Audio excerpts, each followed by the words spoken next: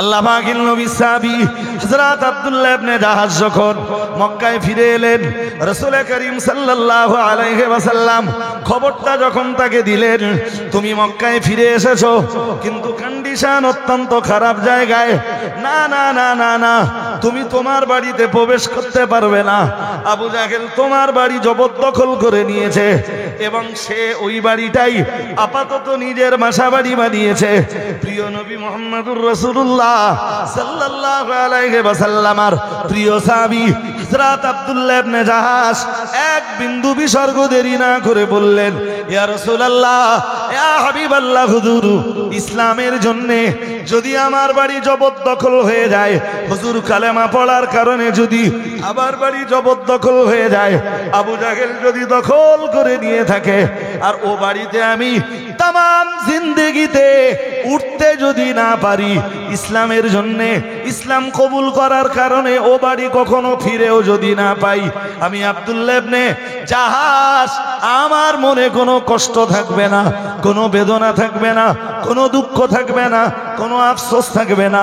ইয়া রাসূলুল্লাহ, ইয়া হাবিবাল্লাহ, হুজুর শুধু আপনার সাহাবী আব্দুল্লাহ ইবনে জাহাশের জন্য আপনি একটু দোয়া করুন। প্রিয় নবী মুহাম্মদুর রাসূলুল্লাহ সাল্লাল্লাহু আলাইহি ওয়াসাল্লাম আল্লাহ পাকের নবী বললেন, ও আব্দুল্লাহ ইবনে জাহাশ শোনো, আবু জাহেল তোমার বাড়ি জবরদখল করে নিয়েছে আর আমি মুহাম্মদুর রাসূলুল্লাহ সাল্লাল্লাহু আলাইহি ওয়াসাল্লাম তোমাকে বলছি, আল্লাহ তাআলা তোমার জন্য তার দয়ার জান্নাতের ভিতরে একটা অট্টালিকার ব্যবস্থা করে দিয়েছেন। আল্লাহ পাকের নবী সাহাবী হযরত সুহাইব রুমি রাদিয়াল্লাহু তাআলা আনহু দেরি না করে বললেন, শোনো, তোমরা যদি আমাকে আমার মাল সামানগুলো সব কিনে নিয়ে খালি হাত পা নিয়ে অন্তত আমায় মদিনা মুনাব্বারাতে যেতে দাও, তাহলে তোমরা আমায় ছেড়ে দাও আর আমার মাল সম্পদগুলো সব তোমরা নিয়ে নাও, আমি অন্তত খালি হাত পা নিয়ে আমার নবী, আমার নেতা, আমার লিডার, ইমামুল মুত্তাকিন, সাইয়্যিদুল মুরসালিন, রাহমাতুল লিল আলামিন মুহাম্মদুর রাসূলুল্লাহ সাল্লাল্লাহু আলাইহি ওয়াসাল্লাম দরবারে আমি পৌঁছে যাই। রাসূল পাকের একজন বিখ্যাত সাহাবী ছিলেন যার নাম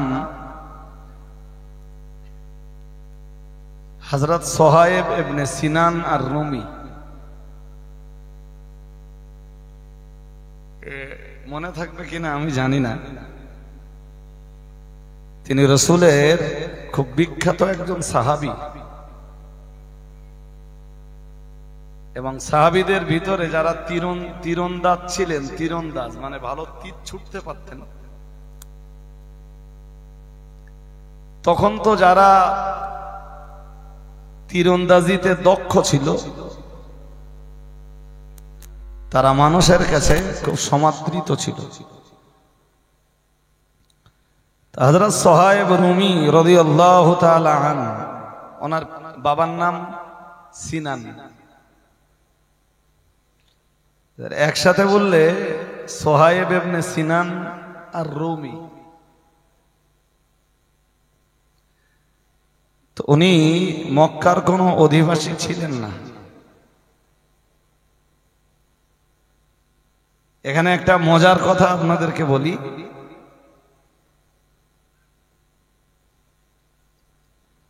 ইসলামের প্রথম দিকে যারা যারা কালেমা পড়েছিলেন তার অধিকাংশরাই ছিলেন খুব দুস্থ গরিব পরিবারের সন্তান, সবাই না। যদি আমি বলি যে সবাই খুব গরিব পরিবারের সন্তান ছিলেন যারা প্রথম দিকে ইসলাম কবুল করেছিলেন, তাহলে হযরত আবু বকরের মতো সাহাবী, হযরত ওসমান গনির মতো সাহাবী, এনারা তো ধনী ছিলেন, তা এনারা বাদ পড়ে যায়। কিন্তু ইসলামের ইতিহাস নিয়ে যারা খুব গভীরভাবে চর্চা করেছেন তারা ভালো জানবেন যে প্রথম দিকে যারা কালেমা পড়েছেন তাদের অধিকাংশরাই ছিলেন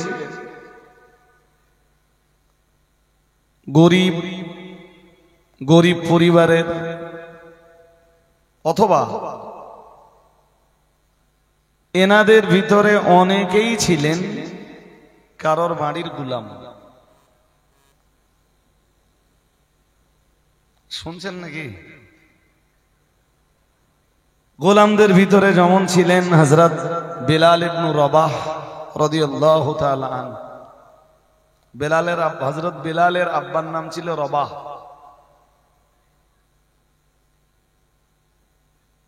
ওনার প্রতি কি কঠোর অত্যাচার হয়েছিল আপনারা খুব ভালো জানেন। যে উমাইয়া হযরত বেলালের উপরে অত্যাচার করত। হযরত বেলাল তো ছিলেন উমাইয়ার গোলাম, উমাইয়া বিন খালফ। সে ছিল এক চরম ইসলাম বিদ্বেষী।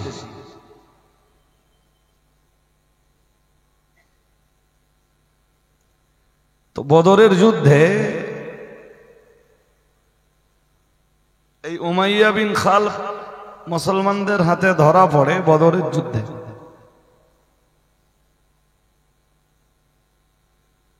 যিনি ধরে আনছিলেন উমাইয়া বিন খালফকে রাসূল পাকের কাছে, তিনি চাচ্ছিলেন না যে উমাইয়া বিন খালফকে কেউ মেরে ফেলুক। এর পিছনেও রয়েছে ঐতিহাসিক আর এক প্রেক্ষাপট।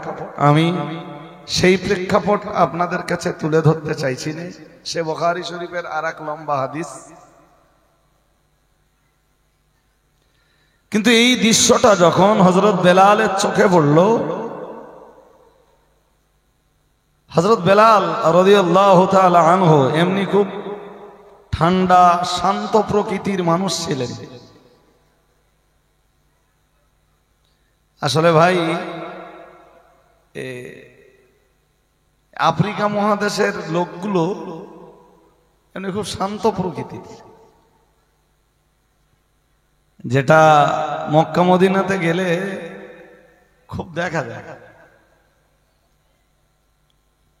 যারা আফ্রিকা মহাদেশের বিভিন্ন কান্ট্রি থেকে হজ উমরায় আসে, তাদের দেখলে আজও হযরত বেলালের কথা মনে পড়ে।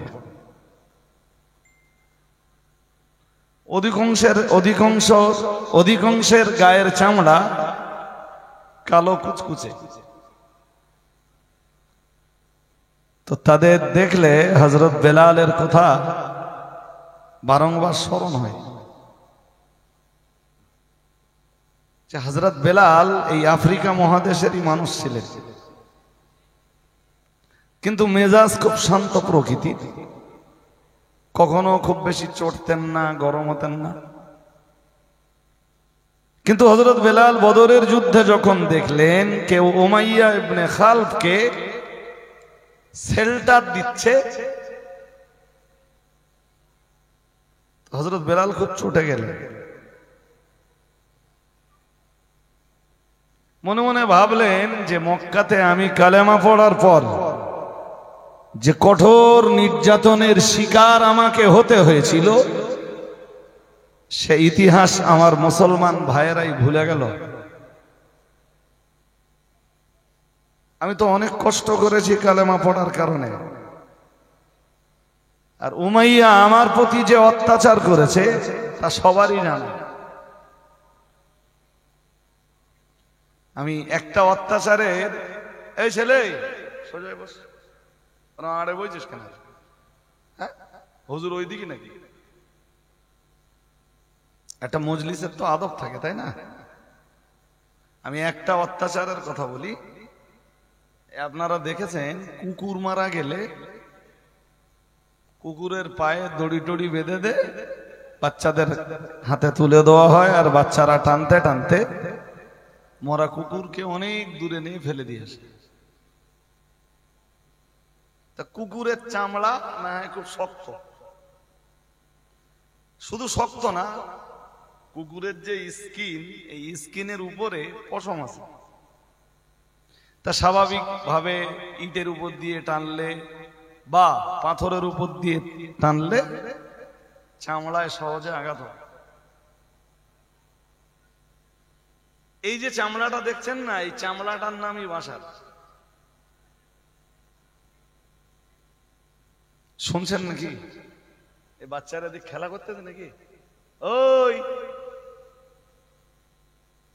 ওই দুষ্টুমি বন্ধ কর, মন দিয়ে শুনুন, আমার দিকে মন দেন। আমি বলেছি বেশিক্ষণ করবো না, কিন্তু কটা কথা তো শুনে নেন, বসেই যখন পড়েছি। তো মানুষকে বাসার কেন বলা হয়? আসলে এই চামড়াটার নাম হলো বাসার। পৃথিবীতে যত প্রাণী আছে সব প্রাণীকে আপনি দেখবেন যে কোনোটার পাখনার উপর দিয়ে দেখছেন আর কোনোটাকে দেখছেন পশমের উপর দিয়ে। মুরগি বলেন, হাঁস বলেন, চলে এদের চামড়া দেখেন না চামড়ার উপরে পাখনা দেখেন? এটা জোর করে বলেন, পাখনা দেখেন। গরু বলেন, ছাগল বলেন, এদেরকে কি দেখেন? চামড়া দেখো না লোম দেখো? আগে লোম দেখি, লোমের নিচে কি আছে? চামড়া। বাট মানুষের কি আছে? মানুষের দেখি লোম দেখি না চামড়া দেখি? চামড়া দেখি। এই কারণে মানুষকে বাসার বলা হয়। যাক, এটা আমার বলার উদ্দেশ্য নয়। তো হযরত বেলালকে কখনো কখনো হযরত বেলালের পায়ে দড়ি বেঁধে এই মক্কার ছোট ছোট বাচ্চা ছেলেদের হাতে তুলে দেওয়া হতো, আর তারা হযরত বেলালকে মক্কা টানতে টানতে, পায়ে দড়ি বাঁধা হযরত বেলালকে মক্কার অলিতে গলিতে রাজপথে ঠিক ওইভাবে টেনে টেনে বেড়াতো। আর হযরত বেলালের এই গায়ের চামড়া ছিলে যেত, কেটে যেত, রক্তাক্ত হতো। ওতেই ছিল দুশমনদের আনন্দ। আর এই কঠিন পরিবেশে দাঁড়িয়েও হযরত বেলালের জবান দিয়ে শুধু উচ্চারিত হতো আহাদ আহাদ আহাদ আহাদ। কখনো তার জবান উচ্চারণ করত লা ইলাহা ইল্লাল্লাহ মুহাম্মাদুর রাসূলুল্লাহ। এত অত্যাচারের পরে দিন ছেড়ে দেবেন, ঈমান ছেড়ে দেবেন, ইসলাম ছেড়ে দেবেন, মুহাম্মদ সাল্লাল্লাহু আলাইহি ওয়াসাল্লামের দরবারে যাবেন না, কখনো বলেননি, বলতেন না। বরং বলতেন তোমাদের যত অত্যাচার আছে সব আমার উপরে চালাও, এরপরেও মনে রাখো হযরত মুহাম্মদ সাল্লাল্লাহু আলাইহি ওয়াসাল্লামের দরবারে যাওয়া আমাকে বন্ধ করতে পারবে না। তোমাদের যেটা করার আছে সেটা করো। কখনো কখনো হযরত বেলালকে প্রচন্ড রৌদ্রে, এমনি সৌদিতে যারা গেছেন তারা ভালো জানবেন যে সৌদির রাস্তায়, আমাদের দেশের রাস্তাগুলোতে তবু গরমের সময় খালি পায়ে পা রাখা যায়, রাস্তায় খালি পায়ে জুতো না পরে। কিন্তু সৌদি আরবের রাস্তাগুলোতে অথবা মরুভূমির বালুর উপরে কি খালি পায়ে পা দিলে পা এমনি পুড়ে যায়। এখানে যদি 42 ডিগ্রি তাপমাত্রা হয়, ওখানে যখন বেশি হয় তখন 50 ডিগ্রি 52 ডিগ্রি সেলসিয়াস। তার মানে তাপটা কতটা বেশি। আর তা যদি মরুভূমির গরম বালুর উপরে হয়, তো এমনি মরুভূমির গরম বালুতে নিয়ে কাউকে শুইয়ে দিলে তার পিঠের চামড়া তো পুড়ে যাবে। আল্লাহ পাকের নবী সাহাবী হযরত বেলাল রাদিয়াল্লাহু তাআলা আনহুকে কখনো কখনো মরুভূমির তপ্ত গরম বালুর উপরে শুইয়ে দেওয়া হতো, হযরত বেলাল যাতে নড়াচড়া না করতে পারেন। তাই হযরত বেলালের বক্ষের উপরে প্রকাণ্ড প্রকাণ্ড পাথর চাপিয়ে দেওয়া হতো। একদিকে মরুভূমির গরম বালুর তাপ হযরত বেলালকে সহ্য করতে হতো, অন্যদিকে প্রকাণ্ড প্রকাণ্ড পাথরগুলো নিজের বুকের উপরে বহন করতে তাকে বাধ্য হতে হতো। এরপরেও হযরত বেলাল দিন ছেড়ে দেননি, ঈমান ছেড়ে দেননি, ইসলাম ছেড়ে দেননি, কোরআন ছেড়ে দেননি। হযরত বেলাল কালেমা ছেড়ে দেননি, বরং বেলালের জবান দিয়ে কখনো বা উচ্চারিত হতো লা ইলাহা ইল্লাল্লাহ মুহাম্মাদুর রাসূলুল্লাহ। কখনো বা হযরত বেলালের জবান দিয়ে উচ্চারিত হতো আহাদ আহাদ আহাদ আহাদ। হযরত বেলালকে ডাক দিয়ে বলা হতো, বেলাল তুমি যদি দ্বীন ঈমান ইসলাম ছেড়ে দাও, তোমার উপরে এই অত্যাচার আর করা হবে না। আল্লাহ পাকের নবীর সাহাবী হযরত বেলাল জবাব দিতেন, সব ছেড়ে দিব, সব ছেড়ে দিব, কিন্তু কখনোই আমার নবী মুহাম্মদুর রাসূলুল্লাহ সাল্লাল্লাহু আলাইহি ওয়াসাল্লামের দরবার ছেড়ে দিব না। আমার উদ্দেশ্য হযরত বেলালের লাইফ হিস্ট্রি বলি, তার জীবন ইতিহাস বলি, এগুলো আপনাদের কাছে উপস্থাপন করা, এটা আমার উদ্দেশ্য নয়। আমাদের তো কেউ একটু ভয়ভূত দেখালে আমরা এত ইমানদার এত ইমানদার, জি, এরপরেও কেউ একটু ভয়ভূত দেখালে আল্লাহ না করুন হয়তো ইমানের জায়গা থেকে সরে যাব।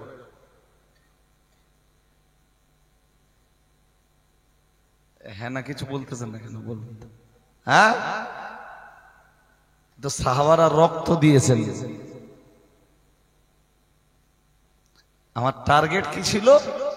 শুধু এইটুকু বোঝানো যে ইসলামের প্রথম দিকে যারা যারা কালেমা পড়েছেন তাদের অধিকাংশরাই ছিল খুব গরিব, খুব অসহায়, খুব অভাবক্লিষ্ট, খুব দরিদ্র, অথবা খুব দরিদ্র পরিবারের সন্তান, কিংবা কারো কারো বাড়ির গুলাম। ওই একই কন্ডিশন হযরত খাব্বাব ইবনে আরত রাদিয়াল্লাহু তাআলা আনহু। তিনি এক বিখ্যাত সাহাবী, তবে তিনি মক্কার এক মহিলার বাড়ির গোলাম।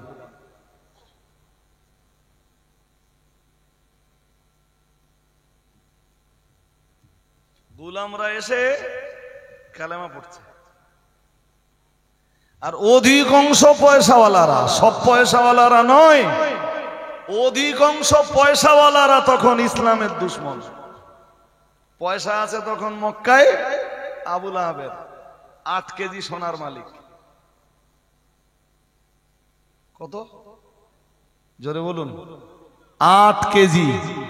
সে যুগের 8 কেজি মানে এ যুগে এসে 800 কেজি বললেও কম হবে না বেশি হবে? আবু লাহাব, আবু জাহেল, সেও এক বড় ব্যবসায়ী, বিজনেসম্যান। জি, শুধু তাই না, আবু জাহেলের মূল কাজই ছিল লুটতারাজ করা।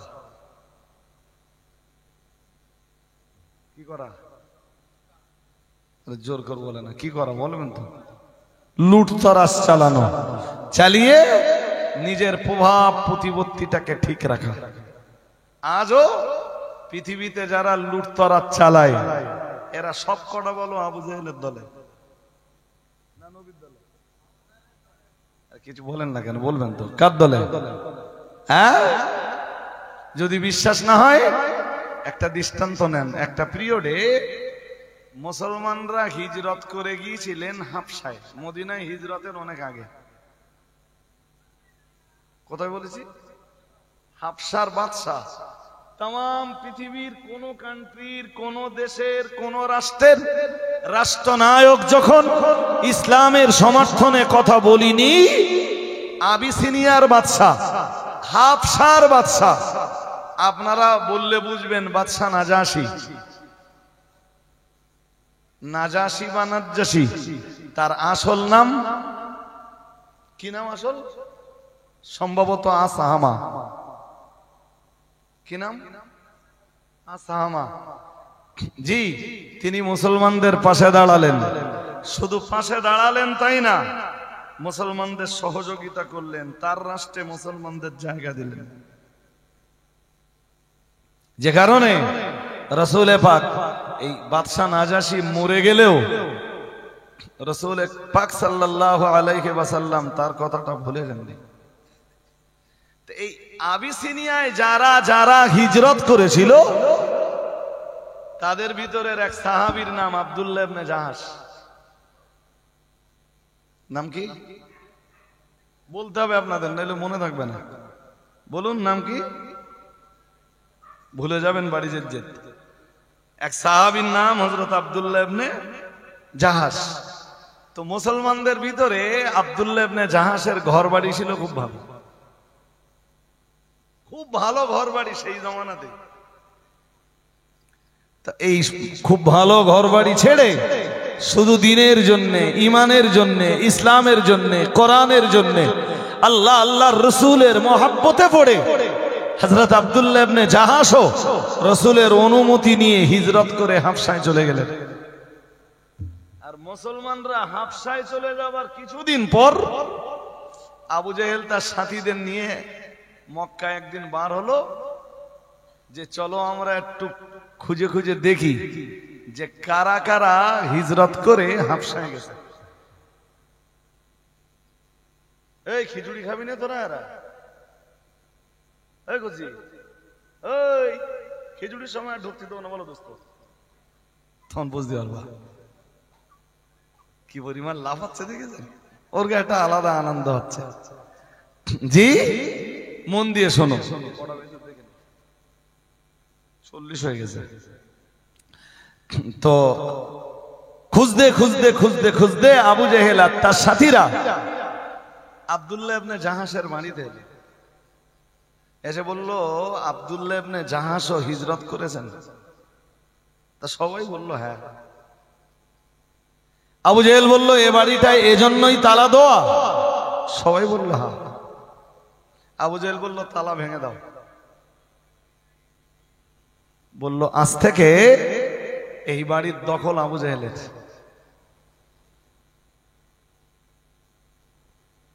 নাউজুবিল্লাহ পড়ে না, একটু জোর করে বলুন। ফল কি দাঁড়ালো বলেন দিন?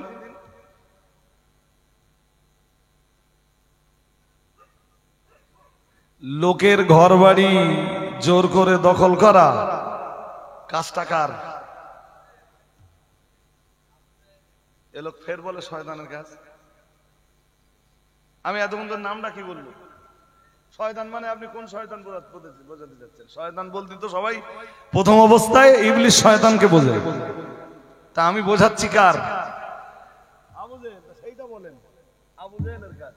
পৃথিবীর একজন নবীর নাম বলবেন, একজন নবীর নাম, অথবা একজন আল্লাহওয়ালার নাম, অথবা একজন পীর ওলির নাম, অথবা একজন জি মানে পরহেজগার ব্যক্তির নাম, যিনি কখনো জোর জবরদস্তি করে লোকের ঘর বাড়ি জমি জায়গা কেড়ে নিয়েছেন। দৃষ্টান্ত আছে? তাহলে আজ এখান থেকে শিক্ষা নিতে হবে অন্তত মুসলমান ঘরের সন্তানদের, যে যারাই লুটতরাজ করে, যারাই জবরদখল করে, লোকের ঘর বাড়ি জমি জায়গা কেড়ে নেয়, এদের একটাও নবী রাসূলদের দলের লোক নয়, এদের সবকটাই হলো আবু জেহেলের দলের লোক। ভুল বলছি না ঠিক বলছি বলবেন তো? হ্যাঁ। সুতরাং মুসলমানদের পাড়ায় পাড়ায় আজও খুঁজলে এরকম আবু জেহেল অনেক। আমার এই ওয়াজ কেমন লাগবে আমি জানি না, মিষ্টি না তেতো, যা লাগে লাগুক, কিন্তু এটাই বাস্তব সত্য ভাই, এটাই বাস্তব সত্য। আব্দুল্লাহ ইবনে জাহাশ কিচ্ছু জানেন না, তবে রাসূল জানেন ওর বাড়ি জবরদখল হয়ে গেছে। কিন্তু এক তো যেসব সাহাবীরা ছিলেন তারাই হিজরত করে আবিসিনিয়ায় চলে গেছেন। তাহলে রাসূলের সমর্থক বলতে এখন শুধু চাচা আবু তালেব, আর মক্কায় যারা আছেন প্রভাবশালী, তারা প্রভাবশালী মুসলমানদের ভিতরে যারা আছেন তারা রাসূলের সমর্থক, আর চাচা আবু তালেব রাসূলের সমর্থক। এই কন্ডিশনে নবী যে প্রতিবাদের আওয়াজ তুলবেন, কোন কন্ডিশন বলুন থাকতে পারে? এক চাচা আবু তালেব রসুলকে শেল্টার দিতে যেয়ে নাকানি চোবানি খাচ্ছেন দুবেলা। ওদের কন্ডিশন সকালে একরকম, সন্ধ্যাবেলা আর এক রকম। ওরা রসুলের ব্যাপারে সকালে এসে একরকম বলে, সন্ধ্যাবেলা এসে আর এক রকম বলে। কখনো এসে বলে, হয়তো সকালে এসে বললো, আবু তালেব তোমার ভাতিজা মোহাম্মদকে তুমি নিজে শায়েস্তা করো। সন্ধ্যাবেলা এসে ওই কথাটা ঘুরকে বললে তুমি পারবা না আবু তালেব, তুমি যখন পারবাই না তোমার ভাই পরে আমাদের হাতে তুলে দাও, আমরা পারি কিনা দেখে নেই।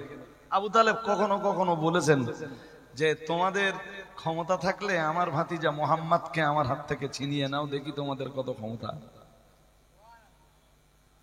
আবু তালেবের ঈমান ছিল না বলো, কিন্তু রসুলের প্রতি তার অগাধ ভালোবাসাটা ছিল, এই বিশ্বাসটা ছিল যে আমার ধর্ম আর মুহাম্মাদের প্রচারিত ধর্ম আলাদা হতেই পারে, কিন্তু মুহাম্মদ সাল্লাল্লাহু আলাইহি ওয়াসাল্লাম সে একদিকে আমার ভাতিজা, অন্যদিকে সে পিতৃহার মাতৃহারা সন্তান। আমি আমার ভাতিজা মুহাম্মদকে, জি এতিম মুহাম্মদকে ওদের হাতে তুলে দেব, আর ওরা আমার ভাতিজা মুহাম্মাদের, এতিম মুহাম্মাদের দেহের রক্ত ঝরাবে, এটা আবু তালেব বেঁচে থেকে কখনো সহ্য করতে পারবে না। তাই আবু তালেব রাসূলুল্লাহকে কখনোই ওদের হাতে তুলে দিলেন না। রসুলের জন্য বয়কটও হলেন 3 বছর, কিন্তু রসুলকে তুলে দিলেন না ওদের হাতে। সুবহানাল্লাহ। আর একটু মন খুলে বলুন, যে কারণে চাচা আবু তালেব ইন্তেকালের পরে তো রসুলের দুঃখ দুর্দশা আরো বেড়ে গিয়েছিল। হাজেরিন, শেষ লগ্নে আমি যেটা বোঝাতে চাচ্ছি, আব্দুল্লাহ ইবনে জাহাশের ঘর দখল হয়েছে, উনি জানেন না, উনি হাফসায় আবিসিনিয়ায়। জি রসুল জানেন, কিন্তু প্রতিবাদের রাস্তা নেই। আল্লাহ পাকের নবী সাহাবী হযরত আব্দুল্লাহ ইবনে জাহাশ যখন মক্কায় ফিরে এলেন, রাসূল করিম সাল্লাল্লাহু আলাইহি ওয়াসাল্লাম খবরটা যখন তাকে দিলেন, তুমি মক্কায় ফিরে এসেছো, কিন্তু কন্ডিশন অত্যন্ত খারাপ জায়গায়, না না না না না তুমি তোমার বাড়িতে প্রবেশ করতে পারবে না, আবু জাহেল তোমার বাড়ি জবরদখল করে নিয়েছে, এবং সে ওই বাড়িটাই আপাতত নিজের বাসা বাড়ি বানিয়েছে। প্রিয় নবী মুহাম্মদুর রাসূলুল্লাহ সাল্লাল্লাহু আলাইহি ওয়াসাল্লামের প্রিয় সাহাবী হযরত আব্দুল্লাহ ইবনে জাহাশ এক বিন্দু বিসর্গ দেরি না করে বললেন, ইয়া রাসূলুল্লাহ, ইয়া হাবিবাল্লাহ, হুজুর ইসলামের জন্য যদি আমার বাড়ি জবরদখল হয়ে যায়, হুজুর কালেমা পড়ার কারণে যদি আবার বাড়ি জবরদখল হয়ে যায়, আবু জাহেল যদি দখল করে নিয়ে থাকে, আর ও বাড়িতে আমি তামাম জিন্দেগিতে উঠতে যদি না পারি, ইসলামের জন্য ইসলাম কবুল করার কারণে ও বাড়ি কখনো ফিরেও যদি না পাই, আমি আব্দুল্লাহ ইবনে জাহাশ আমার মনে কোনো কষ্ট থাকবে না, কোনো বেদনা থাকবে না, কোনো দুঃখ থাকবে না, কোনো আফসোস থাকবে না। ইয়া রাসূলুল্লাহ, ইয়া হাবিবাল্লাহ, হুজুর শুধু আপনার সাহাবী আব্দুল্লাহ ইবনে জাহাশের জন্য আপনি একটু দোয়া করুন। প্রিয় নবী মুহাম্মদুর রাসূলুল্লাহ সাল্লাল্লাহু আলাইহি ওয়াসাল্লাম আল্লাহ পাকে নবী বললেন, ও আব্দুল্লাহ ইবনে জাহাশ শোনো, আবু জাহেল তোমার বাড়ি জবরদখল করে নিয়েছে, আর আমি মুহাম্মদুর রাসূলুল্লাহ সাল্লাল্লাহু আলাইহি ওয়াসাল্লাম তোমাকে বলছি, আল্লাহ তাআলা তোমার জন্য তার দয়ার জান্নাতের ভিতরে একটা অট্টালিকার ব্যবস্থা করে দিয়েছেন।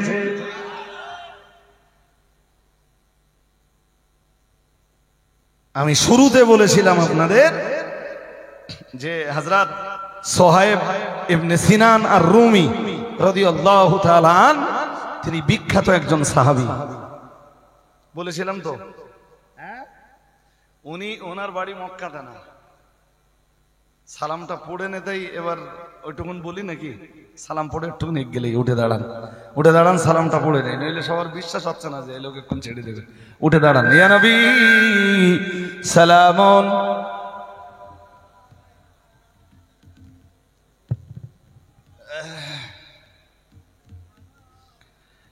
ইয়া হাবিবি সালামুন আলাইকা,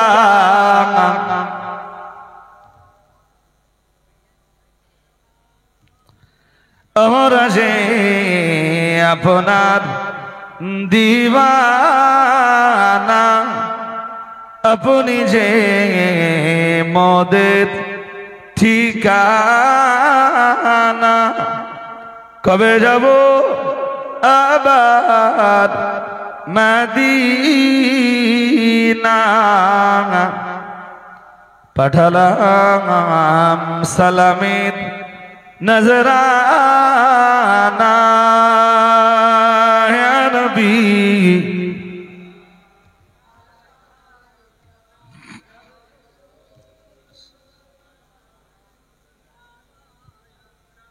يا حبيبي سلام عليك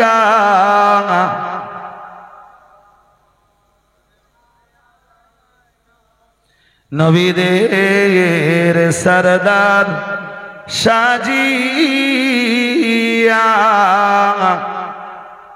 আসিলেন ধরায় এ নামিয়া শোনালেন কুরআন নির্বাণী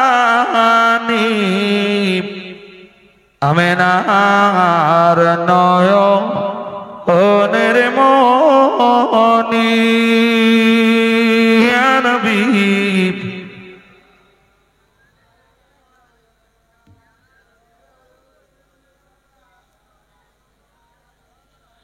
ইয়া হাবিবি সালামুন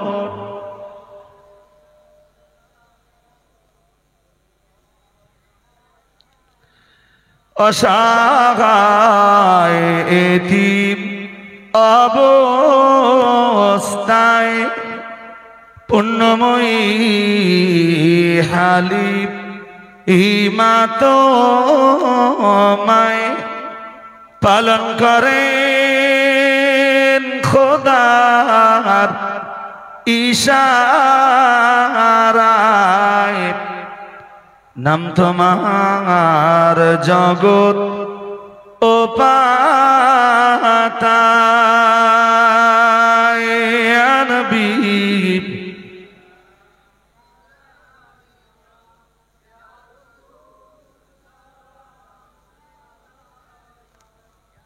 ইয়া হাবিবি সালামুন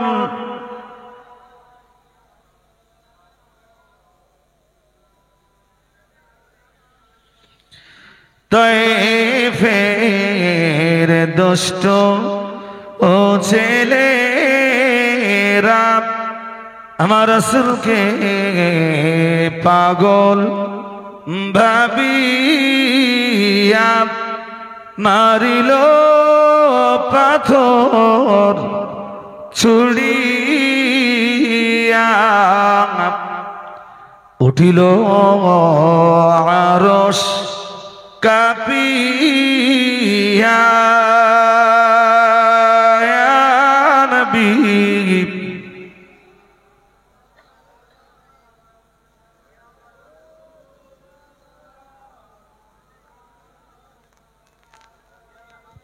আর একটু ভক্তি ভরে আওয়াজ তুলে পড়ুন সালাওয়াতুল্লাহি তোমারি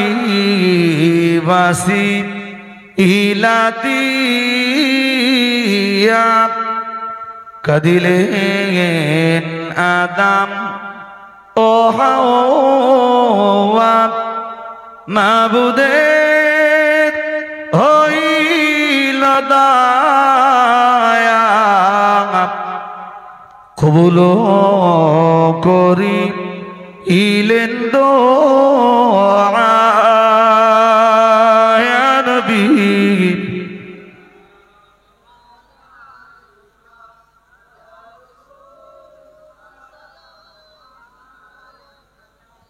ইয়া হাবিবি সালামুন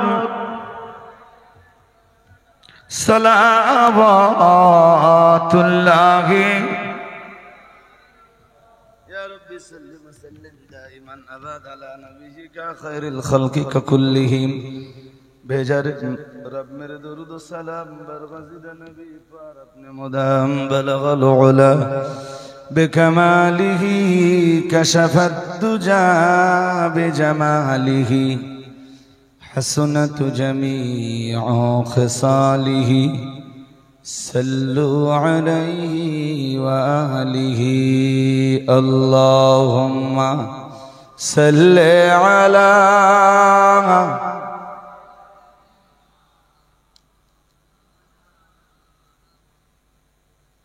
وعلى آل سيدنا হাজরিন মজলিস, আমরা মানসিকভাবে একরকম দোয়ার জন্য প্রস্তুত। আপনারা সূরা কেরাত, দোয়া দরুদ ততক্ষণে পড়তে থাকুন। সূরা ফাতিহা, সূরা ইখলাস, দরুদ শরীফ, কালেমা শরীফ পড়তে থাকুন। আর আমি যে কথাটা বলছিলাম ওই কথাটা শেষ করে নেই। কি বলছিলাম? হযরত সুহাইব ইবনে সিনান আর রুমি, উনি প্রথম দিকে যারা কালেমা পড়েছিলেন তাদের অন্তর্ভুক্ত বা তাদের অন্তর্গত একজন সাহাবী। মক্কা শরীফে ওনার বাড়ি নয়, উনি মক্কায় যখন এসছেন খালি হাত পা নিয়ে। কিন্তু একটা সময় সুহাইব রুমি যখন রাসূলুল্লাহ মক্কা থেকে মদিনাতে যাচ্ছেন হিজরত করে, তখন বহু সম্পদের অধিকারী। এখানে একটা মজার কথা আছে ভাই, সম্পদের মায়া, মমতা, ভালোবাসা যারা ত্যাগ না করতে পেরেছে, দিন ইসলাম তাদের দ্বারাতে কায়েম করা বা হওয়া সম্ভবপর হয়ে উঠেনি।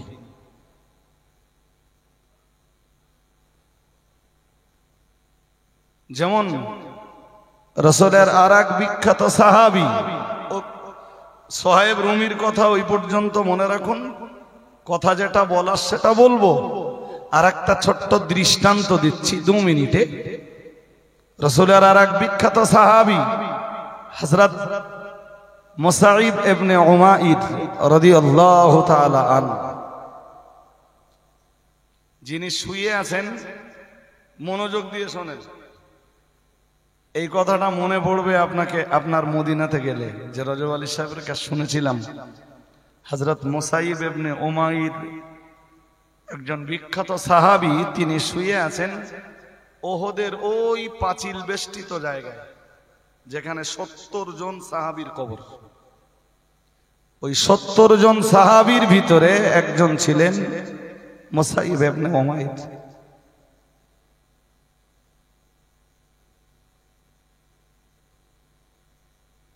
তিনি এমন এক পরিবারের সন্তান ছিলেন যাদের ধন সম্পদের, টাকা পয়সার, সোনাদানার কোনো অভাব ছিল না। আরামায়েশের সামগ্রীর কোনো অভাব ছিল না। প্রচুর বিত্ত বৈভবের অধিকারী ছিল তার পরিবার। প্রচুর ধন সম্পদের মালিকানা ছিল তার পরিবারের। এমনকি তিনি যেসব জামা কাপড় পরতেন, মক্কার রাজপুত বা রাজপুত্ররা মুসাইব ইবনে উমাইরের পরিধানকৃত এই জামা কাপড়ের কাছে হেরে যেত। আরবের রাজপুত বা আরব দুনিয়ার রাজপুত্র যারা মুসাইব ইবনে উমাইরের ব্যবহৃত জামা কাপড়ের কাছে তারাও হেরে যেত। তিনি যে আতর ব্যবহার করতেন, আতর আরব দুনিয়া নয়, আপনি বললে বলতে পারেন পৃথিবীর সবচাইতে মূল্যবান আতরের গন্ধ মুসাইব ইবনে উমাইরের শরীর থেকে পাওয়া যেত। আর দেখতে ওই রকম সুদর্শন হযরত মুসাইব ইবনে উমাইর। তাহলে একদিকে দেখতে সুন্দর, গায়ের জামা হেভি মূল্যবান, ব্যবহারের আতর বিশ্ব সেরা, পায়ের জুতো ওই রকম মূল্যবান।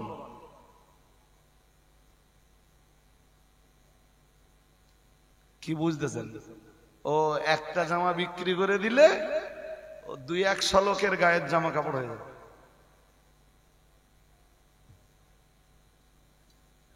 এত বেশি দামি জামা কাপড় পরতেন মুসাইব ইবনে উমাইর। কিন্তু গোটা পরিবার ইসলাম বিরোধী। ওর ভিতর থেকেই মুসাইব ইবনে উমাইর রাসূলের দরবারে এলেন। তিনি শুধু ওদিকে তাকাচ্ছেন কেন? ওদিকে কিছু নেই। মুসাইব ইবনে উমাইর শুধু শুনেছিলেন যে মক্কাতে একজন মানুষ তিনি নবী হওয়ার দাবি করছেন, তার দরবারে একবার ঘুরে আসে। রাসূলুল্লাহ তখন দারে আরকাম ওই বিখ্যাত জায়গা যেখানে রাসূলের বহু সাহাবী এসে কালেমা পড়েছেন, যেখানে হযরত খাব্বাব কালেমা পড়েছেন, যেখানে হযরত ওমর রাদিয়াল্লাহু তাআলা আনহু কালেমা পড়েছেন, যে দারে আরকামে দাঁড়িয়ে কালেমা পড়েছেন মুসাইব ইবনে উমাইরের মতো বিখ্যাত সাহাবী। সুবহানাল্লাহ। আরেকটু মন খুলে বলেন, তখন মক্কায় কোথাও যদি রাসূলকে না পাওয়া যায়, দারে আরকামে গেলে রাসূলকে পাওয়া যাবে। একটা সুপ্ত জায়গা, গুপ্ত জায়গা, যেখানে শত্রুদের সহজে চোখ পড়তো না। মুসাইব ইবনে উমাইর রাসূলের মক্কায় রাসূলের সন্ধান নিতে নিতে নিতে নিতে জানতে পারলেন রাসূলুল্লাহ আছেন দারে আরকামে। ওই শাহী জামা কাপড় পরে, ওই শাহী জামা কাপড় তখনও তার গায়ে, জি, আর তার গায়ের আতর মানে তো বুঝতেই পাচ্ছেন, হেভি মূল্যবান আতর। দ্যাটস মিন মজলিসে যে কেউ তার ওই শরীরের, তার জামা কাপড়ের আতরের সুগন্ধ পাবে। মুসাইব ইবনে উমাইর যখন আল্লাহ পাকের নবীর দরবারে এলেন, রাসূলুল্লাহর দরবারে এলেন দারে আরকামে, প্রিয় নবী মুহাম্মদুর রাসূলুল্লাহ সাল্লাল্লাহু আলাইহি ওয়াসাল্লাম সুদর্শন এই যুবকটাকে দেখে এবং এত মূল্যবান জামা কাপড় তার গায়ে পড়া এই দৃশ্যটা দেখে রাসূলুল্লাহ জিজ্ঞাসা করলেন, কে তুমি? তোমার পরিচয় কি? তুমি কেনই বা এখানে এসেছো? কিভাবে তুমি সন্ধান পেয়েছো আমি এই দারে আরকামে আছি? মুসাইব ইবনে উমাইর বললেন, হুজুর শুনেছি আপনি নবুয়তের দাবি করছেন, আপনি নবী হওয়ার দাবি করছেন, তাই নিয়ত করেই এসেছি যে আপনার দিদার পেয়ে যদি বুঝি বেশক আপনি নবী, তো আপনার কাছে হাতে হাত দিয়ে বায়াত হয়ে যাবে। নবীজি বললেন, এই যেটুকু এসছো এতে কি বুঝলে? বললেন, হুজুর যেটুকু আপনার এই দরবারে বসেছি ওইটুকুতেই বুঝেছি বেশক আল্লাহ পাক আপনাকে নবী করে পাঠিয়েছেন। হুজুর আমার বিত্ত বৈভবের অভাব নেই, ধন সম্পদের অভাব নেই, টাকা পয়সার অভাব নেই, সোনাদানার অভাব নেই, কিন্তু আমার অভাব হুজুর একটা জায়গায়। আমি এটা অনুভব করছি যে আমি কালেমা পড়লে আর বাড়িতে যেতে পারবো না, আর যদি যাই আমার মা জানতে পারলে আমার মায় আমাকে বন্দী করে দিবে। মুসাইব ইবনে উমাইরের মায়ের মেজাজ ছিল খুব কঠোর, খুব কঠোর প্রকৃতির মা। আমি সমালোচনা করছি না, কখনো কখনো কোনো কোনো ছেলেকে এরকম মায়ের পাল্লায় পড়তে হয়। আমি জাস্ট এটা বলতে চাইছি যে যার মা নিঃসন্দেহে তার কাছে ভালো, আর কোন মাই সন্তানের কাছে বলুন খারাপ নয়। এরপরও বলছি মুসাইব ইবনে উমাইরের মা ছিলেন ভীষণ কঠোর আর ইসলামের খুব ঘোরতর দুশমন। বলেন, হুজুর আমার মা জানতে পারলে হয়তোবা আমারে বাড়িতে জায়গা দেবে না। বাড়িতে যদি জায়গা না দেয় হুজুর, ওতে আমার আফসোস নেই, কিন্তু আমি ভয় পাচ্ছি আমার মা শুনতে পেলে আমাকে বন্দি করে দেয়।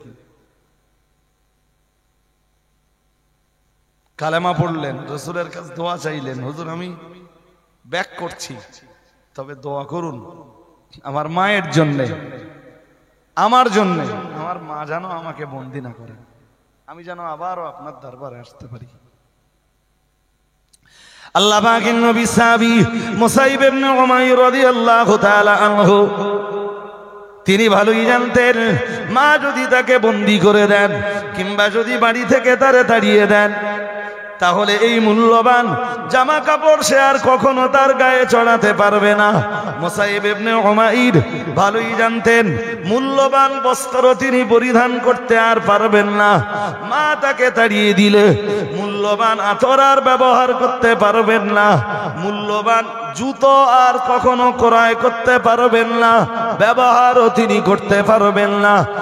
এরপরেও প্রিয় নবী মুহাম্মদুর রাসূলুল্লাহ সাল্লাল্লাহু আলাইহি ওয়াসাল্লামের প্রিয় সাহাবী কালেমা পড়লেন, ঈমান গ্রহণ করলেন, আমার নবীর মহব্বত, আমার নবীর ভালোবাসা কলবে জায়গা দিলেন। আর একটু মন খুলে বলেন, সব ছেড়ে দিচ্ছেন বলো, ওই প্রচুর ধনরাশি, প্রচুর ধন সম্পদ, সব কিছুর মায়া মমতা ভালোবাসা ভুলে যাচ্ছেন শুধু ঈমানের জন্য, শুধু ইসলামের মায়ায়, শুধু রাসূলের ভালোবাসায়, শুধু আল্লাহর মহব্বতে, শুধু কোরআনের প্রেমে পড়ে সব ভুলে যাচ্ছেন। কোন জিনিসের প্রতি যেন হযরত মুসাইব ইবনে উমাইরের আর কোনো ভালোবাসা নেই। বেশ কিছুদিন নিজেকে লুকিয়ে রাখতে পারলেন। সবচেয়ে মজার ব্যাপার ভাই, কালেমা যারা পড়েছে, এই কালেমা ওয়ালারা কালেমা খুব বেশি দিন লুকিয়ে রাখতে কেমনে রাখবে?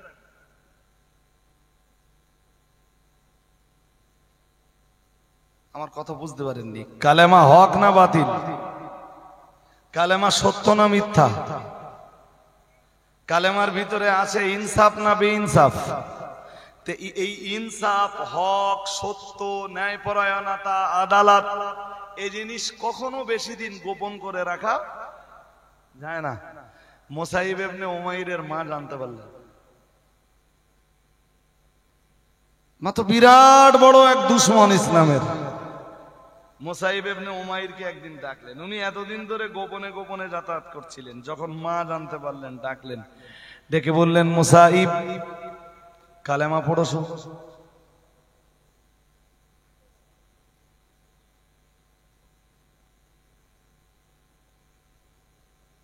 রসুলের দরবারে এসে যারা কালেমা পড়েছেন তাদের একটা মারাত্মক গুণ হলো তারা কখনো মিথ্যার আশ্রয় নেয় না।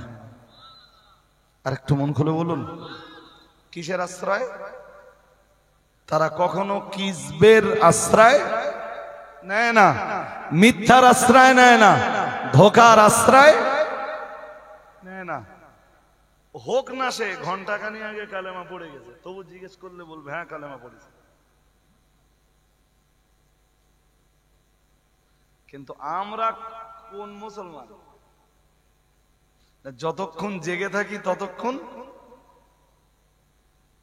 বলুন বলুন বলুন, ততক্ষণ মুহাম্মদুর রাসূলুল্লাহ পড়ি। এ বলতে মুহাম্মদুর রাসূলুল্লাহ পড়ি ততক্ষণ। হ্যাঁ ভাই, এরকম লোক খুঁজলি পাওয়া যাবে বলো, যে যতক্ষণ জেগে আছে ততক্ষণই মিথ্যা কথা, যার সাথে যা বলে সেটা মিথ্যা কথা, আর যে আঙিনায় থাকে সেই আঙিনায় দাঁড়িয়ে মিথ্যা কথা বলে। অর্থনৈতিক ক্ষেত্রে যখন দাঁড়িয়ে থাকে সেখানে দাঁড়িয়ে মিথ্যা কথা বলে, যখন সামাজিক ক্ষেত্রে দাঁড়িয়ে থাকে সামাজিক আঙিনায় দাঁড়িয়ে মিথ্যা কথা বলে, যখন পারিবারিক পরিমণ্ডলে দাঁড়িয়ে থাকে পারিবারিক পরিমণ্ডলে দাঁড়িয়ে মিথ্যা কথা বলে। স্বামী স্ত্রীতে কথা হয় তবে মিথ্যা কথা বলে, যেখানে মিথ্যা কথা বলার কোনো দরকারই নেই তাও মিথ্যা কথা। অথচ কোরআন পরিষ্কার বিবরণ দিয়েছে এই মিথ্যাবাদীদের আল্লাহর গজবে পড়ার জন্য এই কারোর বদদোয়া লাগবে না। বলো, আমার কথা বুঝতেছেন না? কারোর বদদোয়া বলুন লাগবে না। অটো সিস্টেমে মিথ্যাবাদীদের উপরে আল্লাহর গজব নাযিল হয়। নাউজুবিল্লাহ বলুন, আর একটু জোর করে বলুন। আজকে যা যা শিক্ষা নেবেন খাদিজার ময়দান থেকে, একটা শিক্ষা অন্তত নিয়ে বাড়ি যান, যে যে কন্ডিশনেই থাকি আমি মিথ্যাটা বলবো না। আর ব্যবসা বিজনেস বাণিজ্যে এ তো মিথ্যা কথা এভেলেবেল চলতেছে, এভেলেবেল। মুসাইব ইবনে উমাইরের মা যখন তাকে জিজ্ঞেস করলেন, বাবা বেটা মুসাইব কালেমা পড়েছো শুনছি। মুসাইব ইবনে উমাইর বললেন, জননী কালেমা আজকে পড়িনি মা, বেশ কিছুদিন হয়ে গেল আপনার বেটা মুসাইব ইবনে উমাইর কালেমা পড়েছেন। আর একটু মন খুলে বলুন। মুসাইব ইবনে উমাইরের মা বললেন, বেটা কালেমা যখন পড়লে তোমার মায়ের কথা কি একবারও মনে হলো না? হযরত মুসাইব ইবনে উমাইর জবাব দিলেন, আমার মা যদি तमाम জীবন ভ্রষ্টতার উপরে দলালাতের উপরে প্রতিষ্ঠিত থাকেন, তো সন্তান তো কখনোই এই ভ্রষ্টতা দলালাতের উপরে প্রতিষ্ঠিত থাকবে না। তাই আমি আমার নবী মুহাম্মদুর রাসূলুল্লাহ সাল্লাল্লাহু আলাইহি ওয়াসাল্লামের আলোকিত রাস্তাটাকেই কবুল করে নিয়েছি। মা বললেন, শোনো আমি এখন তোমারে বন্দি করে দেব, কারণ আমি ভালোই জানি তুমি বাইরে থাকলে আবার তোমার নবীর দরবারে যাবে। আমি যদি তাড়িয়েও দেই, আমি আমার সংসারের সব কিছু থেকে তোমাকে যদি মাহরুম করি, আমি জানি তুমি শূন্য হাতে তোমার নবীর দরবারে চলে যাবে। তাই নবীর দরবারে যেতে যাতে না পারো, আজ থেকে তোমার মা তোমাকে বন্দি করে রাখবে, যাতে নবীর দরবারে যাওয়া তোমার পক্ষে সম্ভব না হয়। মুসাইব ইবনে উমাইর হয়ে গেলেন বন্দি, ছিলেন স্বাধীন, হয়ে গেলেন বন্দি, রাসূলের দরবারে আর আসতে পারেন না। তবে সব সময় কানটা খোলা রাখতেন। আর খুব না, তখনও আজান চালু হয়নি, আজান চালু হয়েছে অনেক পরে। আজান চালু হয়েছে, রাসূল তখন মদিনায় গেছেন, মদিনায় যে মসজিদে নববী গড়েছেন, তারপরে সাহাবীদের নিয়ে আলোচনায় বসেছেন যে মানুষকে ডাকতে কোন রাস্তা অবলম্বন করা যায়। এক একজন সাহাবী এক এক মতামত দিয়েছেন। তারপরে প্রথম দিনে রাসূলুল্লাহ স্থির সিদ্ধান্ত নিতে পারেননি, সবাই চলে গেলেন বাড়িতে। রাত্রে বেলায় সাহাবীদের কেউ কেউ আজানের শব্দগুলো স্বপ্নযোগে পেলেন। আর একটু মন খুলে বলুন, আজান চালু হলো যখন, রাসূলুল্লাহ তখন মদিনায়। সুতরাং আজানের দিকে নয়, কানটা খুলে রাখতেন যে কেউ যদি রাসূলের দরবার থেকে কোনো সুসংবাদ নিয়ে আসে। আর কঠিন সিকিউরিটির ভিতরে থাকবার পরেও মুসাইব ইবনে উমাইর কখনো কখনো রাসূলের দরবারের কিছু কিছু খবর পেতেন। ওই যেটুকু খবর পেতেন ওতে কলিজাটা আনন্দে ভরপুর হয়ে উঠত, ওতেই তার ঈমানি তেজ আরো বেড়ে যেত। বন্দি বলো ভাবতেন এবং পরিবারের সদস্যদেরকে ডেকে বলতেন। মা মাঝে মাঝে বন্দিশালাতে যেতেন আর বলতেন, নবীর দরবারে যাওয়া বন্ধ করলেই তোর বন্দিত্বের জীবন থেকে তোকে মুক্ত করে দেব। মুসাইব ইবনে উমাইর বলতেন, মা আমার মুক্তির প্রয়োজন নেই, কিন্তু আমি দ্বীন ঈমান ইসলাম কখনো ছাড়তে পারবো না মা। যা কবুল করেছি তা আমার ভিতর থেকে বার করে দেওয়া আর পসিবল নয় মা। তাতে আপনি আমার জন্য যে সিদ্ধান্তটাই নেবেন আমি এই সিদ্ধান্তটাই মেনে নেব। তবে আমার বিশ্বাস আছে যে আমি বন্দিত্বের জীবন থেকে কোনো না কোনো সময় মুক্তি পেয়ে আমার নবীর দরবারে আমি পৌঁছাবই ইনশাআল্লাহ। রাসূল যখন সাহাবীদের মক্কা থেকে মদিনাতে যাওয়া, এই মক্কা থেকে মদিনাতে নয়, যখন আবিসিনিয়াতে বা হাবশাতে হিজরত করে যাবার অনুমতি দিচ্ছিলেন, মুসাইব ইবনে উমাইর ওই খবরটা পেলেন। পেয়ে তিনি সন্ধান করছিলেন, সুযোগ খুঁজছিলেন যে কিভাবে এই বন্দিত্ব থেকে মুক্তি পেয়ে যারা আবিসিনিয়াতে হিজরত করে যাচ্ছেন তাদের সঙ্গে আবিসিনিয়াতে হিজরত করে চলে যাওয়া যায়। ওই সুযোগটা শুধু খুঁজছেন, কি করে বন্দিত্ব থেকে মুক্তি পাবেন। জি, কোরআনে আল্লাহ বলেছেন, এই আয়াতটার উপরে একটু গভীর ভাবে বিশ্বাস রাখুন। এই আয়াতটার উপরে গভীর বিশ্বাস। এই তুমি এত হাসছো কেন?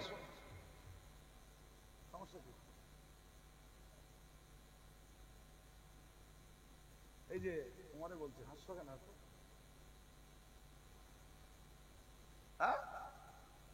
এই জিনিস ভালো নয়, বলো, একদম ভালো না। রাসূল করিম সাল্লাল্লাহু আলাইহি ওয়াসাল্লাম আর সাহাবী সন্ধান করছিলেন কখন তিনি মুক্তির রাস্তাটা তৈরি করে নিতে পারবেন, অথবা কবে আল্লাহ তার জন্য মুক্তির একটা রাস্তা বানিয়ে দেবেন। আর কোরআনের একটা আয়াত এখানে একটু স্মরণ রাখুন, সূরা 28 পারা সূরাতুত তালাক নামে একটা সূরা আছে, ওই সূরায় এক আয়াত আছে, আল্লাহ বলেন ওমাইয়াত্তাকিল্লাহ ইয়াজআল লাহু মাখরাজা। মহান আল্লাহ জানিয়েছেন ওমাইয়াত্তাকিল্লাহ, যারা আল্লাহকে ভয় করেন, ইয়াজআল লাহু মাখরাজা, আমার আল্লাহ তাদের জন্য রাস্তা তৈরি করে দেন। এবার যদি জিজ্ঞেস করেন যে হুজুর কিসের রাস্তা, আমি তার জবাবে বলবো সব রকম রাস্তা। আপনি অত্যাচারের কবলে বন্দী, আল্লাহকে আরো বেশি করে ভয় করুন, আল্লাহই পারেন আপনাকে অত্যাচারের কবল থেকে মুক্ত করার রাস্তা তৈরি করে দিতে। রুজি রুটিতে সংকীর্ণতা, আপনি এমনি চেষ্টা করে খুব বেশি কিছু হবে না, খুব বেশি কিছু করতে পারবেন না। আল্লাহকে আরো বেশি ভয় করুন, রুজি রুটির যে সংকীর্ণতা রয়েছে ওর ভিতর থেকে বেরিয়ে আসবার রাস্তাটা আল্লাহই আপনাকে বানিয়ে দেবেন। অন্যায় ভাবে আপনার উপরে জুলুম চলছে, অত্যাচার চলছে, ওর ভিতর থেকে বেরিয়ে আসবার চেষ্টা করছেন, আরো আল্লাহকে ভয় করুন, আরো বেশি পরহেজগারিতা অবলম্বন করুন, আরো আল্লাহর জন্য বেশি সাজদা নিবেদন করুন। নিশ্চয়ই আল্লাহ ওই জুলুম, অত্যাচার আর অবিচারের ভিতর থেকে বেরিয়ে আসবার মতো রাস্তা আপনার জন্য তৈরি করে দিবেন।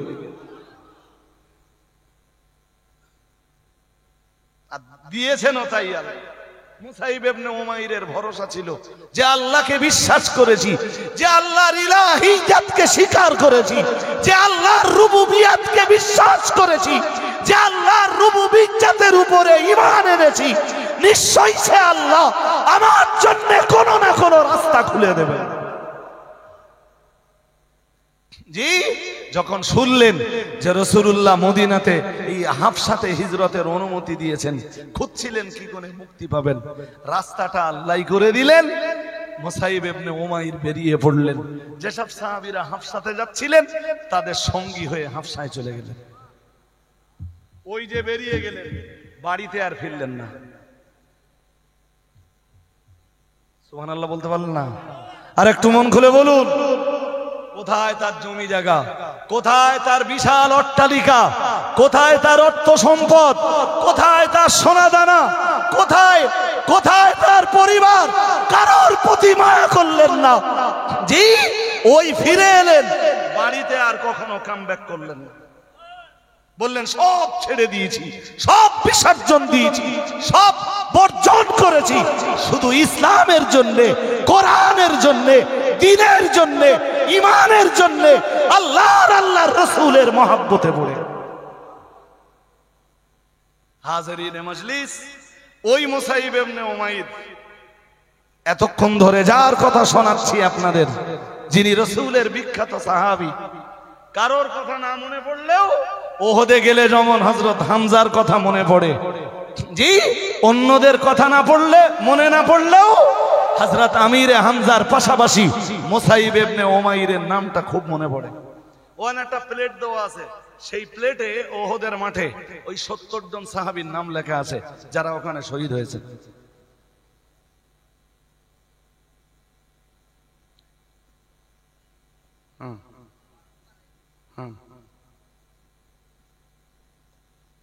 দোয়া নয়, বলেছে আল্লাহকে বেশি যে ভয় করে আল্লাহ তাকে মুক্তির রাস্তা তৈরি করে দেয়।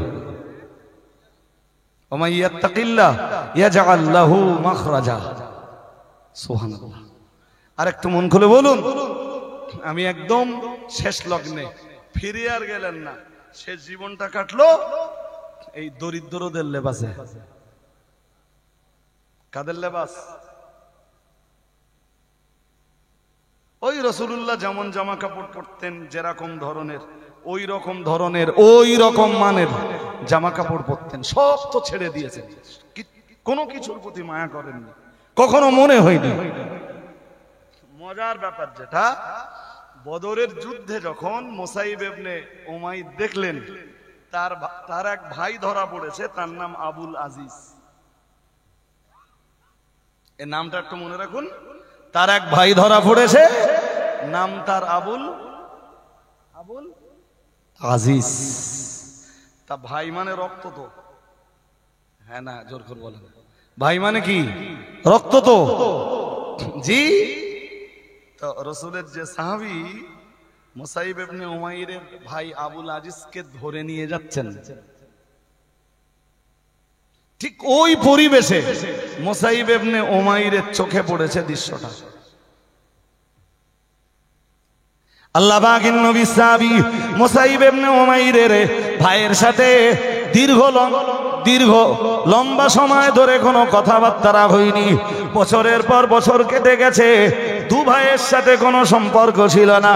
আজকে বদরের ময়দানে যখন তিনি দেখতে পেয়েছেন মুসলমানরাই তার ভাই আবুল আজিজকে ধরে নিয়ে রাসূল পাকের দরবারে চলে যাচ্ছে, আল্লাহ পাকের নবী সাহাবী হযরত মুসাইব ইবনে উমাইরের মনে কোনো দয়া হলো না, কোনো মায়া হলো না, কোনো মমতার জাগরণ ঘটলো না, বরং তিনি দাঁড়িয়ে দাঁড়িয়ে দৃশ্যটা দেখছিলেন।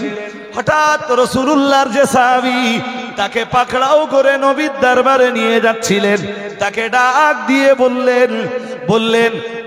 বললেন দ্রুত করো, বিলম্ব করো না, যত তাড়াতাড়ি পারো রাসূলের দরবারে ওকে হাজির করো।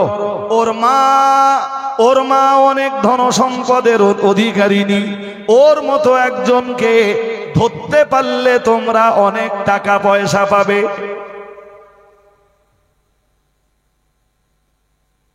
দূর থেকে মুসাইব ইবনে উমাইর শুধু ওই কথাটাই বললেন, দেরি করো না, যত পারো দ্রুত রাসূলের দরবারে নিয়ে যাও, ওকে ধরে নিয়ে যেতে পারলে অনেক টাকা পয়সা পাওয়া।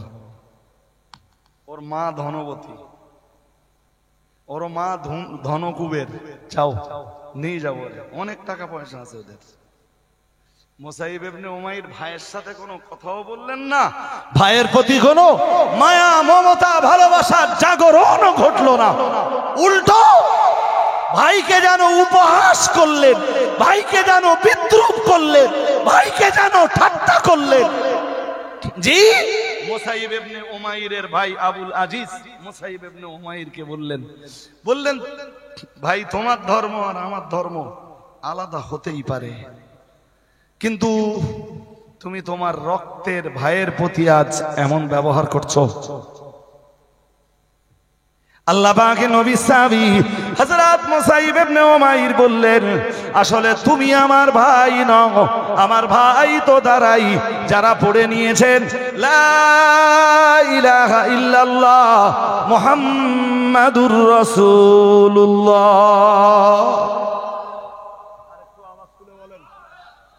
তুমি আমার কিসের ভাই? আমার ভাই তো মুসলমানরা, আমার ভাই তো কালেমাওয়ালারা, আমার ভাই তো দুনিয়ার ঈমানওয়ালারা, তোমার সাথে আমার কোনো সম্পর্ক নেই। আর সম্পর্ক সেই দিন হবে যদি তুমি কালেমা পড়ো। এটাও এক চূড়ান্ত শিক্ষা যে একজন মুসলমানের কাছে সবচাইতে বড় সম্পর্ক তার ঈমানের সম্পর্ক। কিসের? জোর করে বলুন। এর বহু দৃষ্টান্ত রয়েছে। হযরত ওমর যখন বদরের যুদ্ধে নেমেছেন, জানেন হযরত ওমরের টার্গেট ছিল তার মামু। হযরত ওমর ভেবেছিলেন যে বদরের যুদ্ধে সুযোগ পেলেই মামুরি জাহান্নামে পাঠাবো। কে? জোর করে বলেন। মামা কে জানেন? হযরত ওমরের মামাটা কে? আরে মামু মায়ের ভাই, ওটা আমি জানি না। আমি জিজ্ঞেস করছি মামু কে? তাহলে মামার ভাই, মায়ের ভাই। তা মায়ের ভাই যে মামা হয় এটা আমি জানি না। হ্যাঁ না বলে না, জানি তো। তারপরও জিজ্ঞাসছি কেন, ওমরের মামা কে জানেন? জানেন না? হযরত ওমরের মামার নাম আবু জেহেল। এবার কি বুঝতে অসুবিধা হচ্ছে? ওমরের মামার নাম কি? ওমরের মায়ের পরিচয় পড়ে দেখবেন, সেখানে পরিষ্কার লেখা আছে যে হযরত ওমরের মা আবু জেহেলের বোন। তাহলে হযরত আবু জেহেল হযরত ওমর, মানে আবু জেহেল হযরত ওমরের কি হয়? কথা বলেন। মামার ভাগনা। বদরের যুদ্ধে হযরত ওমরের টার্গেট ছিল মামুরি জাহান্নামে পাঠাবো। যদিও মামুরি জাহান্নামে পাঠানোর সুযোগ হযরত ওমরের আসেনি, কিন্তু টার্গেটটা তো ছিল। হযরত ওমরের সিদ্ধান্ত ছিল রক্তের সম্পর্ক বড় নয়, ঈমানের সম্পর্কটাই বড়। সুবহানাল্লাহ। আরেকটু মন খুলে বলুন। হাজারিন, শেষ কথা, সোহাইব রুমি প্রচুর ধন সম্পদের অধিকারী। যখন তিনি হিজরত করে মদিনায় যাবেন, রাসূল ততক্ষণে মদিনায় চলে গেছেন। সম্ভবত ৩-৪ জন সাহাবীর আর হিজরত করতে বাকি। হিজরত করতে করতে প্রায় সাহাবীরা সবাই হিজরত করে মদিনায় চলে গেছেন। কেবল ২-৩ জন সাহাবী তখন হিজরত করতে বাকি, অথবা ৩-৪ জন সাহাবী তখন হিজরত করতে বাকি। আর যারা যারা তখনও মক্কা থেকে মদিনায় যেতে বাকি রয়েছেন, ওদের ভিতরেই ছিলেন আল্লাহ পাকের নবীর বিখ্যাত সাহাবী হযরত সোহাইব রুমি রাদিয়াল্লাহু তাআলা আনহু। সোহাইব রুমি যখন মক্কা থেকে মদিনায় হিজরত করে যাবার মনস্থ যখন করলেন, এরাদা যখন করলেন, ইচ্ছা পোষণ যখন করলেন, তিনি সিদ্ধান্ত নিয়ে ফেললেন মক্কায় তো আমার অনেক সম্পদ রয়েছে, অন্তত কিছু সম্পদ সঙ্গে করে নিয়ে মদিনায় হিজরত করি। সব তো নিয়ে যেতে পারবো না, সম্পদ এতটাই। উনি বুঝতে পারছেন যে এত সম্পদ নিয়ে যাওয়া আমার পক্ষে সম্ভব নয়। তো যতটা নিয়ে যেতে পারি, একটা বাহন অন্তত যতটা নিয়ে যেতে পারে ততটা তো গুছকেলেই। তো উনি ওনার সম্পদ গুছিয়ে নিয়েছেন অনেকটাই, যতটা উনি বহন করে নিয়ে যেতে পারবেন মদিনায়। এই সম্পদ গোছগাছ করে নিয়ে বেরিয়েছেন, বাহনের উপরে চড়েছেন, কিছু দূর গেছেন, আবু জেহেল আর আবু জেহেলের দলের লোকেরা হাজির।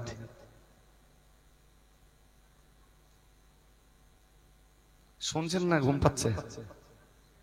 একদম শেষ কথাই, হযরত রাসূলের প্রিয় সাহাবী সোহাইব রুমির পথ আটকে দাঁড়িয়ে গেল। পথ আটকে দাঁড়িয়ে বলল, সোহাইব রুমি কোথায় যাও? সোহাইব রুমি খুব শান্ত ব্রেনে জবাব দিলেন, বললেন নিয়ত করেছি যাব সেখানে আমার নবী আছেন যেখানে। আরেকটু মন খুলে বলুন, তোমরাই তো আমার নবীকে থাকতে দিলে না দেশে, মাতৃভূমিতে, তা আমার আর এখানে থেকে কি লাভ হবে? আমি মদিনাতে চলে যাই। আবু জেহেল বলল, মদিনায় তুমি যাও, তা তোমার মনে পড়ে সোহাইব, তুমি মক্কায় যখন এসছিলে তখন তোমার সম্পদ বলে কিচ্ছু ছিল না, খালি হাত পা নিয়ে মক্কায় এসছিলে। আজ তুমি অনেক ধন সম্পদের অধিকারী হয়েছো, মদিনাতে তুমি যাও, এই সম্পদ তো তুমি মক্কায় আসবার সময় নিয়ে আসোনি, সব এখানে পড়ে কামাই করেছো, এই সম্পদগুলো রেখে যাও। কে কেড়ে নিচ্ছে? জোর করে বলেন। আবার একবার বলেন তো দেখি, লোকের মাল সামান কেড়ে নেয়, হযরত আবু বকর কেড়ে নেয় না আবু জেহেল কেড়ে নেয়? আজও যারা কেড়ে কুড়ে খাচ্ছে, জোর করে বলেন, এইটা মনে থাকবে? আমরা কেড়ে কুড়িয়ে মেরে কেটে খাবো কোনোদিন? জোর করে বলেন। আজকে এই খাদিজা মাদ্রাসার এই প্রতিজ্ঞা মনে থাকবে আপনাদের? ইনশাআল্লাহ। সবাই বলুন ইনশাআল্লাহ। ইনশাআল্লাহ।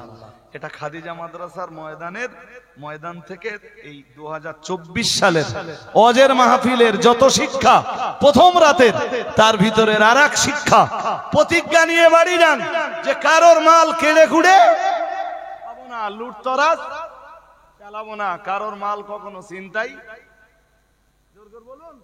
কারোর মাল জোর জবরদস্তি করে দখল করবো না, এই প্রতিজ্ঞা করে বাড়ি যান। আল্লাহ কবুল করুন, বলুন আমিন, বলুন আমিন। আমরা আবু জেহেলের দলে থাকতে চাই না, আমরা হযরত আবু বকরের দলের মানুষ হতে চাই, আমরা রাসূলের দলের মানুষ হতে চাই, রাসূলের লক্ষাধিক সাহাবীদের দলের মানুষ হতে চাই। হাজিরিন, সোয়েব রুমি বললেন কি করতে হবে আমার, এখন কি বলবা সেটা সরাসরি বলো। আবু জেহেল বলল, শোনো, যদি তোমায় মক্কায় হিজরত করতেই হয় তাহলে এই মাল সামান সব কিছু মক্কায় রেখে যেতে হবে, টাকা পয়সা যা সঙ্গে করে নিয়েছো সব আমাদের হাতে তুলে দিতে হবে। আল্লাহ পাকের নবী সাহাবী, আল্লাহ পাকের রাসূলের প্রিয় সাহাবী হযরত সোয়েব আর রুমি রাদিয়াল্লাহু তাআলা আনহু এক বিন্দু বিসর্গ দেরি না করে বলে ফেললেন, হে আবু জাহেল, হে মক্কার নেতা আবু জাহেল, আমার ধন সম্পদের কোনো মায়া যদি আমি না করি, আমার তামাম জীবনের উপার্জিত তামাম সম্পদ সব যদি আজকে তোমাদের কবজাতে তুলে দেই, তবে তোমরা কি আমায় মদিনায় যেতে দেবে?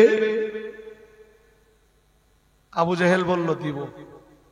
আল্লাহ পাকের নবী সাহাবী হযরত সোয়েব রুমি রাদিয়াল্লাহু তাআলা আনহু দেরি না করে বললেন, শোনো, তোমরা যদি আমাকে আমার মাল সামানগুলো সব কিনে নিয়ে খালি হাত পা নিয়ে অন্তত আমায় মদিনা মুনাব্বারাতে যেতে দাও, তাহলে তোমরা আমায় ছেড়ে দাও আর আমার মাল সম্পদগুলো সব তোমরা নিয়ে নাও, আমি অন্তত খালি হাত পা নিয়ে আমার নবী, আমার নেতা, আমার লিডার, ইমামুল মুত্তাকিন, সাইয়্যিদুল মুরসালিন, রাহমাতুল লিল আলামিন, মুহাম্মাদুর রাসূলুল্লাহ সাল্লাল্লাহু আলাইহি ওয়াসাল্লাম দরবারে আমি পৌঁছে যাই।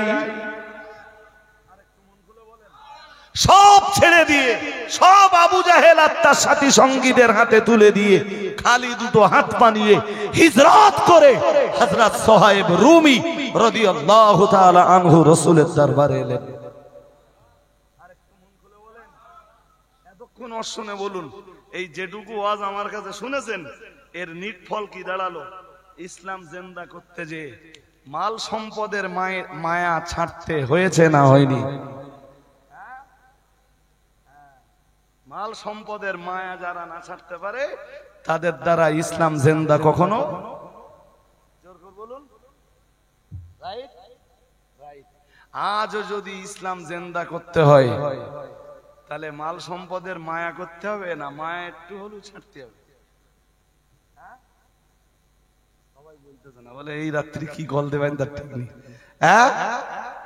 যদি ইসলাম প্রতিষ্ঠিত করতে হয় তাহলে মাল সম্পদের মায়া করলে চলবে না, সম্পদের মায়া একটু হলেও দূর করা লাগবে। চালাক সবকিছু বলে না, দূর করা লাগবে। মাদিন সাহেব এক সময় আপনাদের কাছে এই প্রতিষ্ঠান, জি, প্রতিষ্ঠানের গতি ত্বরান্বিত করতে আপনাদের কাছে চেয়েছেন। আমি বেশ কিছুক্ষণ ওই সময় এখানে এসে বসেছিলাম, আপনারা দিয়েছেন যে যতটা পেরেছেন। আমার কাছে এই মাল সম্পদের মায়া ত্যাগ করে খাদিজার গতিকে মা খাদিজা রাদিয়াল্লাহু তাআলা আনহার নামাঙ্কিত এই প্রতিষ্ঠানে ঠিক দোয়ার আগে জি এই প্রতিষ্ঠানের গতি ত্বরান্বিত করতে লাস্ট টাইম আপনাদেরকে কিছু দিতে হবে। উঠলে হবে না ভাই সাহেব, দোয়া করবো তো, এতক্ষণ ধরে ওয়াজ করেছি। হ্যাঁ,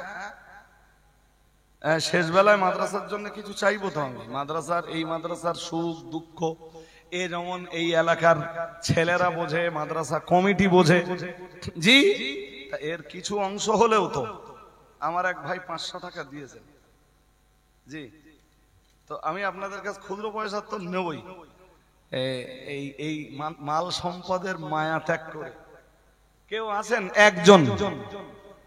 একজন একটা মেয়ে মানুষ করার যা খরচ হবে 1 বছর দেবেন? আমি মাদিন সাহেবকে বলেছিলাম, আমার এই ভাই 100 টাকা দিয়েছেন, আল্লাহ কবুল করুন। যিনি যা দিচ্ছেন আমি তা নেব। একটা এতিম বাচ্চা পালন করতে সারা বছরে যা খরচ হয় সেই খরচটা কেউ একজন দেবেন? একজন আল্লাহর কোন নেক বান্দা আছেন, কোন ভাগ্যবান আছেন এই মজলিসে? জিজ্ঞেস করতে পারেন যে কত টাকা খরচ হবে, মোটামুটি কত হবে বলুন তো, আপনাদের আন্দাজ দেখি যে একটা বাচ্চা লালন পালন করতে কত খরচ হয়?